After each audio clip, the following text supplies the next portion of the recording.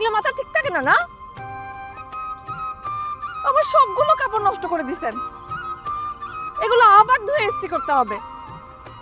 কালকে কাস্টমারদেরকে কি দেবো আমি?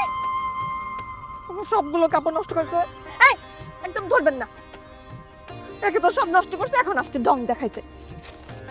অসহ্যকর। দিনটা শুরুই হলো খারাপ ভাবে।